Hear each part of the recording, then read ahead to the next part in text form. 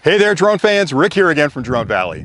I'm out on a beautiful Saturday afternoon, and I have a couple of amazing locations picked out that I'm going to be flying today. And I was thinking, why don't I put a clip together to show you a few of my favorite drone shots? Because let's be honest, when you first start flying your drone, you're happy just to get the drone off the ground and up in the air. And if you get some video footage or pictures, you're pretty much set. But the problem is, over time, all that drone footage starts looking the same. People fall into a rut and they start doing the exact same shots where they're panning down and panning up on something, or they're crawling up the side of a building. And they're exciting the first time you see them, but there are thousands of videos out there that all start looking the same. So I like to mix it up a little bit. And there's a couple of drone shots that I use on a regular basis that just add a lot of interest to the clip. Now, I'm not a cinematographer. I'm not Francis Ford Coppola. So all those professional photographers out there are going to laugh when I start talking about these different drone shots. But to me, these are ones that I use on a regular basis.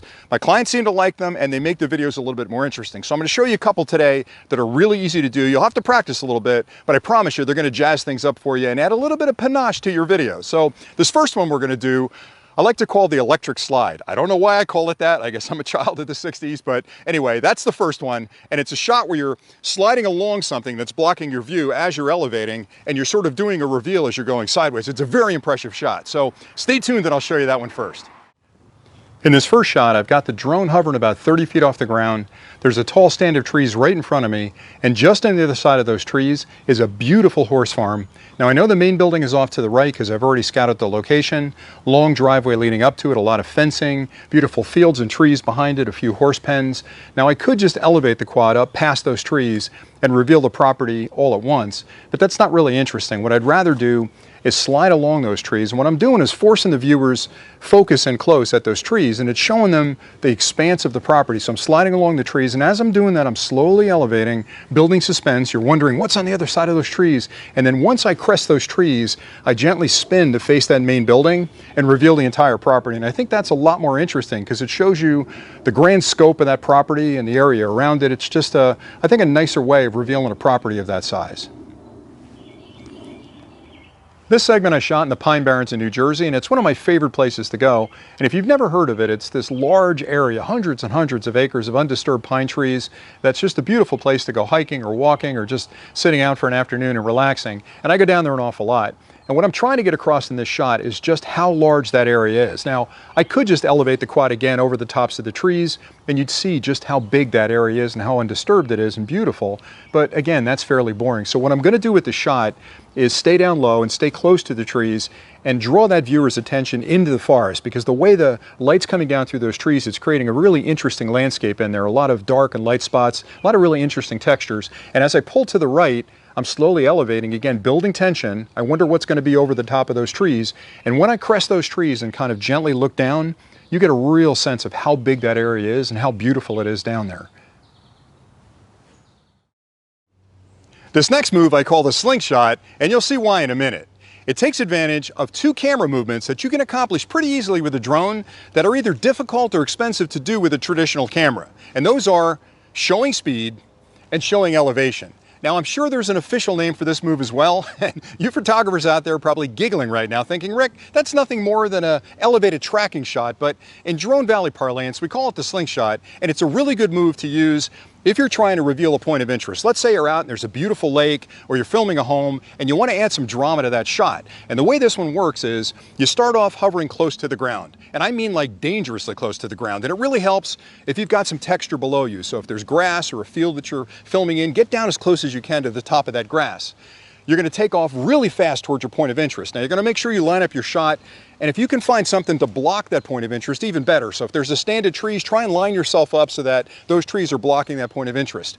Start off really fast, and that's going to give you a sense of incredible speed across that landscape because you're close to it and your eyes are drawn down to it. Man, you're moving along. You're really whipping along with that drone. And as you start approaching that barrier, that stand of trees downfield, the viewer is going to look at that and think, oh my gosh, he's going to hit those trees. I wonder if he's going to clear those trees. But you're gently elevating as you get close to those trees.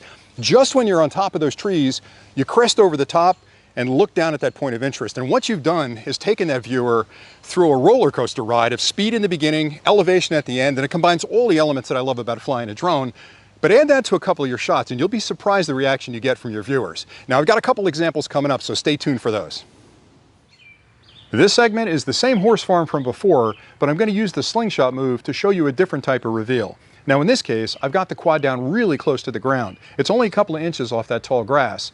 And I'm going to take off really quickly and head for that stand of trees across the field. And what I'm trying to do is put that viewer sort of in the mind of a horse galloping through that field, just to show them how large the field is and give them a sense of the scope of the property.